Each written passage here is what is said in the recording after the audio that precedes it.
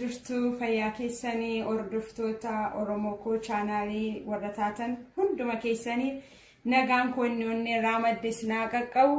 Egaa akkuma viidiyoo yeroo biraa qaqqabadhee dhiyaadhu arras viidiyoo biraa qabadhee dhiyaadheera.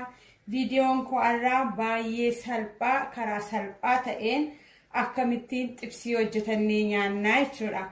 Xibsii daqiiqaa 10 hin caalle chaara maaliifi yeroo tokko yeroo hin qabnu yoo ta'e baay'ee sardamne yoo ta'e keessummaa yoo nutti dhufe haala salphaa ta'een baay'ee kan mi'aawu ijoolleen dhiiraallee mana keessatti haala salphaa kanaan hojjechuu haalatti dandeessanidha. Kuni ijoollee dhiiraadhaaf tokkoffaamatti baay'ee gaarii dhadheetan namanaa. Kanaaf akkaataa itti walii wajjin hojjennuuf tartiiba isaanii isinitti himaa. Wantooti na barbaachisu foonni na barbaachisa, timaatimiin na barbaachisa, shunkurtiin na barbaachisa, qaaraan illee dhumarratti itti naquuf na barbaachisa, qullubbii jinjibila haala kanaan qopheeffadheera, dhadhaan illee mi'eessuuf na barbaachisa, bareedina isaaf kararii isaa yookaan akkuma nu bareeduuf immoo barbarree xiqqoo ishee nu barbaachisa, ashaboon nu barbaachisa, zayitiin illee nu barbaachisa. Haala kana fakkaatuun warroota kana qodaa tokkotti naqannee akkamittiin haala salphaa ta'een hojjetannaa wal faana haa hojjennu. Hojii koo jalqabuudhaaf maalan godha jechaadha. Fooniin qopheeffadhe garumaa qodaatti naqadha jechaadha. Qodaan itti hojjedhudha kuni isinitti meera haala baay'ee salphaa ta'een hojjedha. Amma immoo maalan itti godhadha jechaadha. Shunkurtaa koos asumatti naqadha. Abiddarra hin keenye kana bara lafuma jira amma warma faanatti naqachuuf jechaadha. Timaatimii koos mummurattanii qodaama tokkotti naqattu. Ani isinitti agarsiisuufan qophaa kaa'ee malee jalqabumayyuu qullubbii walakkaasaa jechaadha. Walakkaa booddeelitti naqadha.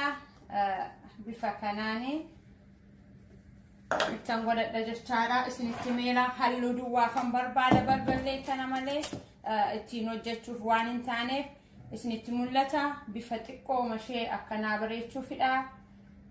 Waan manaa duwwaan itti naqadha. Egaa warroota kana hundumaa eegan walitti naqadheetu gara abiddaarratti fuudheen deema jechaadha. Dhadhaanii fi qaaraan zayitiin eega xiqqoo bishaatee booda itti nannaa. Amma garuma abiddaatti deemna. Anuma faana tura.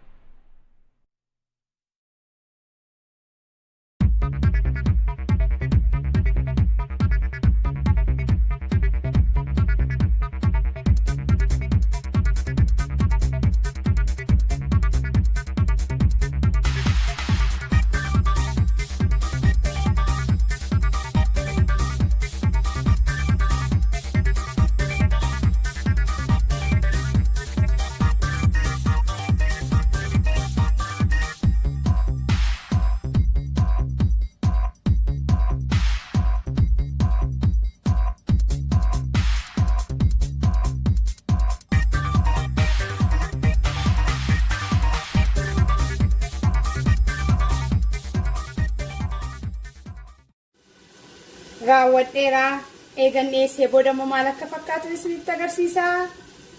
Anuma faana tura.